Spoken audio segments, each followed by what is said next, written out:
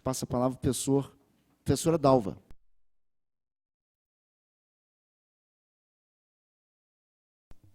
Bom dia a todos. Satisfação enorme estar aqui. Queria agradecer pelo convite para falar. Eu, como Luiz Antônio, adoro falar. Vai ser uma dificuldade me reter, me restringir aos 20 minutos. Mas, no contexto, né, dessa reunião, eu preparei alguns slides para mostrar para vocês o envolvimento do meu laboratório, que é o lado da ciência se voltando para o patrimônio cultural, para a preservação de patrimônio cultural. Então, eu achei melhor do que ficar contando casos, né, de atuações, que geralmente são coisas específicas, eu achei melhor contar a experiência do laboratório, porque o envolvimento do laboratório já é um caso, né, como é que nós vimos lidando com essa questão. Há mais ou menos 15 anos, né, eu comecei a me interessar por estudo de patrimônio cultural, por razões, além das minhas preferências pessoais, por razões absolutamente casuais, né? O Luiz Antônio tem um papel grande nisso.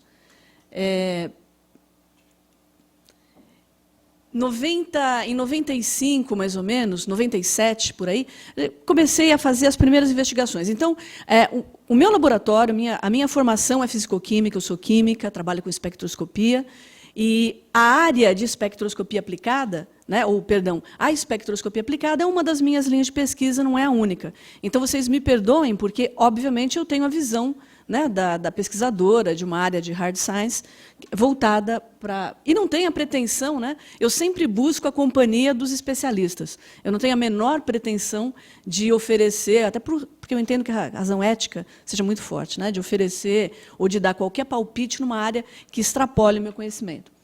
Então, quando nós fazemos a identificação do problema, né, agora falando especificamente...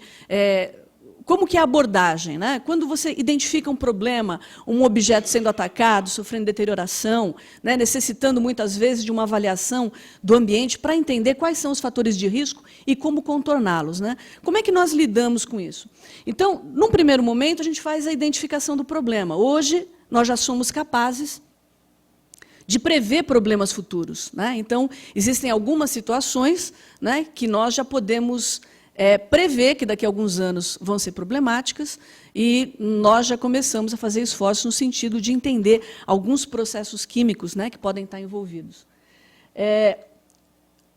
Toda essa parte do trabalho que eu vou falar para vocês, a maior parte dela é feita em colaboração com o André Cavicchioli, né, que é um professor do campus da Zona Leste da USP, Escola de Artes, Ciências e Humanidades, e ele está muito focalizado, é uma instituição que tem um curso de Química Ambiental, e ele está muito focalizado nessa questão de avaliação de microambientes, de ambientes externos também, e a relação com deterioração de patrimônio cultural. Então, principalmente, né, caracterização de microambientes, monitoramentos, né, são tópicos, são temas de pesquisa do André, né, do professor André. Então, o que nós fazemos, em primeiro lugar, é a caracterização química do que está acontecendo. Nós fazemos simulações, né, em condições controladas de fatores que nós entendemos que possam ser importantes. Nós fazemos também um monitoramento in situ, usando alguns sistemas que sejam modelo, né, para acompanhar o efeito químico ou físico que está ocorrendo. Nós fazemos a caracterização através de análises químicas desses microambientes, e o que eu vou falar para vocês é principalmente o ambiente interno, apesar de eu entender que o ambiente envolvido numa reunião como essa, o interesse seria muito maior o ambiente externo. Tudo que eu vou falar para o ambiente interno, obviamente, se aplica a ambientes externos também. E fazer um monitoramento, né, de temperatura, umidade relativa e concentração de poluentes. Do ponto de vista de caracterização química, o que nós buscamos fazer é usar técnicas que não sejam destrutivas e também não sejam invasivas, né? A ideia é preservar, independentemente do tipo de objeto e do tipo de problema, é preservar o objeto de análise. E nós vimos obtendo melhores resultados com microscopia Raman, que é uma técnica que não tem contato sequer com a amostra. Existem outras técnicas, as quais nós usamos, dependendo do tipo de problema que a gente quer esclarecer, ou do tipo de resposta que nos está sendo solicitada.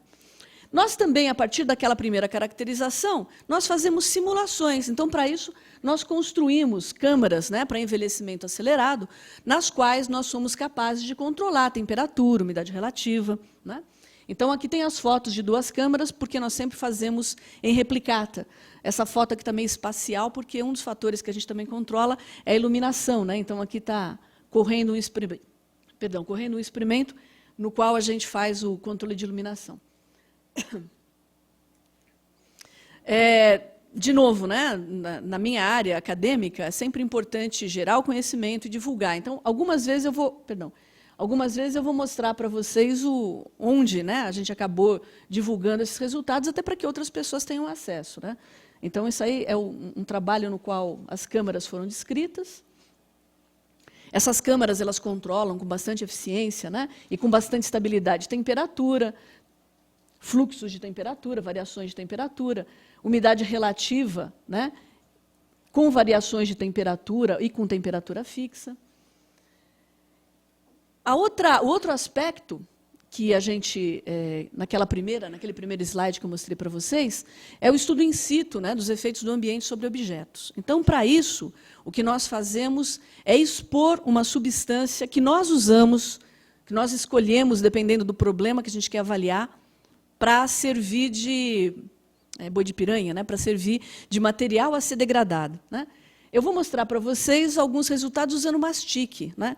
Não é que nós achamos que o mastique, porque ele foi usado como verniz, porque ele eventualmente... Não, ele é simplesmente uma amostra que nós sabemos que reage de uma maneira bastante significativa a vários fatores que podem causar dano ao objeto. Para isso, nós desenvolvemos aquelas câmeras lá, onde a gente tem controle de temperatura, de umidade relativa, nós desenvolvemos um pequeno sensor que é capaz de medir temperatura, umidade relativa, iluminação, e é capaz também de verificar variações de massa por causa de processos de degradação. Então, nós usamos um cristal de quartzo, né, uma microbalança de quartzo, revestimos essa microbalança com mastique e expomos ao ambiente, por exemplo, do museu que a gente está querendo monitorar, né? Então, esse aqui é o aparelhinho, né? Nós estamos trabalhando em aperfeiçoamentos disso. Esse aqui ele é movido com pilha, né? Ele pode ser ainda... Esse aqui, na verdade, é o primeiro protótipo. O atual ele é um pouquinho menor e tem alguns avanços, mas, enfim. Olhando agora com mais detalhe, né, nós vimos, ele comporta 3 microcristais de quartzo, né? Aqui o microcristal ele já está revestido. Nesse caso aqui não é com mastique, nesse caso aqui é com um filme de chumbo, porque nós estávamos avaliando corrosão em chumbo. Então, esse circuito aqui detalha onde vão os cristais. Um deles é referência, os outros 2 é para nós termos medidas em duplicata do mesmo ambiente. Esse acessório, né, esse monitor, ele também mede iluminação, como eu falei para vocês, temperatura e umidade relativa simultaneamente, e depois ele tem aqui uma saída na qual esses valores ficam todos armazenados, e depois nós fazemos o download, né, nós baixamos para um computador para analisar esses resultados. Esses sensores eles foram usados, né, em caracterização de microambientes. Aqui eu vou mostrar os próximos 2 slides. São slides de uma apresentação do André, no encontro recente que teve, agora em março, em São Paulo, de Encontro Nacional de Química Ambiental. Ele apresentou esses resultados, que é exatamente o monitoramento de ambiente interno de museu. Então, uma das coisas, né, alguns parâmetros que foram monitorados foram esses que eu acabei de falar para vocês. Iluminação, temperatura, umidade relativa, usando esses monitores que foram colocados em diversos locais desses museus, né? Então, a gente já está aqui na caracterização de microambientes. Esse aqui é um trabalho que, obviamente, envolve vários aspectos, né? Não só multidisciplinares, mas interdisciplinares e, eventualmente, transdisciplinares. E é por isso que, além do próprio André, né, nós temos também a colaboração nesse trabalho, ele também tem, obrigada, a colaboração de uma colega do IAG, onde são feitas análises de cromatografia de íons, por exemplo. Então, o que nós fazemos é a resposta daquela microbalança de quartzo, revestida com mastique nesse caso, é à medida em que vai acontecendo alguma coisa com ela, a gente vai registrando uma variação na massa. E essa variação na massa é registrada como uma mudança na frequência. Cristais de quartzo têm propriedades piezoelétricas, isso quer dizer que se a massa dele varia, a frequência natural de oscilação do cristal também varia, e nós podemos acompanhar, por isso que é uma microbalança, nós podemos acompanhar variações na massa, né, em função do tempo. Então, quanto mais agressivo for o meio para aquele determinado substrato, mais se espera que a massa desse filme de controle varie. Só que a microbalança ela não conta nada sobre o que está acontecendo com a substância. Então, é por isso que nós usamos uma técnica de acompanhamento, tipicamente espectroscopia vibracional, porque esses filmes são muito finos, né? 20, 30 nanômetros. Então, aqui, simultaneamente, nós acompanhamos a variação de massa e também sabemos o que está acontecendo com esse filme, quimicamente falando, porque a gente registra mudanças nos espectros que nós interpretamos posteriormente. Então, como eu disse para vocês logo no comecinho, né, o laboratório do qual eu faço parte é um laboratório que faz pesquisa eminentemente básica, né, usando espectroscopia. Eu acho que eu sou a única pesquisadora que tem linha aplicada, né, patrimônio cultural, arqueometria e química forense. E exatamente porque é um campo interdisciplinar de pesquisa, é óbvio que as dificuldades são imensas, né? Eu, como pesquisadora, num trabalho normal, eu trabalho com amostras extremamente puras, né? Eu sei exatamente a composição dos reagentes que eu usei, né? Quando você pega uma amostra real e você está analisando um objeto que foi submetido a um ambiente de composição complexa, é muito mais difícil você entender o que está acontecendo. E, por conta disso, obviamente que nós não temos todas as respostas, né? Então, é essencial esse trabalho em proximidade com os profissionais envolvidos com o patrimônio cultural mais diretamente. Então, além daqueles aspectos técnicos que eu acabei de mostrar para vocês, do ponto de vista de ação assim mais geral, a gente tem algumas abordagens. Então, por exemplo, é essencial o trabalho junto com museus e instituições que cuidam de patrimônio cultural. Nós vimos desde 2003 organizando vários workshops, o Luiz já teve a oportunidade de participar de alguns, buscando essa aproximação da comunidade dos cientistas, né, de ciências exatas, com conservadores e restauradores. Também existe uma preocupação muito grande, né, e além de tudo, por isso que eu tenho um prazer especial de participar de um evento como esse, que é super importante divulgar o tipo de atividade que nós temos, né, de recursos e possibilidades de pesquisa que nós temos, e também da metodologia empregada, porque, com certeza não nessa plateia, mas ainda é muito grande o desconhecimento por parte dos restauradores, tanto do que a gente pode oferecer, quanto do tipo de dano potencial, né? Porque ainda tem aquela coisa o cientista vai lá com uma broca, faz um furo na amostra para poder fazer a análise, né? E hoje não é mais assim. Então, existe uma preocupação muito grande em divulgar isso, até em textos mesmo, de trabalhos, né? de cunho de divulgação. E uma interação muito grande com grupos de pesquisa, mesmo de ciências exatas, que têm a mesma preocupação, que é o caso do grupo do André Cavicchioli, por exemplo. Recentemente, do ponto de vista, para vocês terem uma ideia, né, o André organizou lá na USP Zona Leste um workshop exatamente pensando nessa visão integrada, né, de química ambiental, gestão ambiental e a conservação preventiva, né? Foi um evento bastante pequeno, né, localizado ali para o pessoal de São Paulo, mas bem interessante. Em setembro do ano passado, eu estou mostrando esse, né, porque não são os únicos, eu estou mostrando esse em particular, porque esse workshop aqui foi especificamente para... O Luiz também participou, foi especificamente dentro do contexto de um programa, né, do qual nós participávamos com grupos da Europa, financiado pela Comunidade Europeia, o projeto Sensorgan, que tinha especificamente a preocupação de monitorar a degradação de tubos de chumbo. Eu vou falar em 4 ou 5 slides sobre isso. Então, por isso que eu estou apresentando. Foi muito interessante. Nós tivemos a participação, né, dos colegas da Europa que vieram para o Brasil, estiveram aqui em Ouro Preto, né, foi um evento bastante interessante. E, finalmente, né, falar para vocês aí rapidamente sobre essa questão do chumbo. Eu escolhi essa questão do chumbo porque ela tem uma relação com umas amostras que o Luiz Antônio me mandou há algum tempo atrás, né, de produtos de corrosão numa escultura policromada de chumbo daqui do Museu do Oratório. Então, vou falar muito rapidamente sobre isso. Mas aqui eu tentei dar para vocês uma ideia de, especificamente em patrimônio cultural, né, que a gente vem trabalhando com material sintético, substâncias orgânicas, inorgânicas, pigmentos, enfim. Essa história da corrosão em chumbo começou, portanto, com esse projeto Sensorgam. E esse projeto, na Europa, existem vários órgãos históricos, né, que estão se degradando muito rapidamente. E a ideia era desenvolver recursos, metodologias que fossem capazes de acionar, né, o alerta quando alguma situação de risco aos tubos se manifestasse. Então, esses tubos aqui eles têm um vínculo muito grande com a idade cultural, né, daqueles países, então, daí a preocupação. Os órgãos, né, eles têm os tubos por onde, as cavidades de ressonância, né, os tubos por onde sai o som, nesses órgãos históricos, são de chumbo ou de liga de chumbo, e as caixas são caixas de madeira.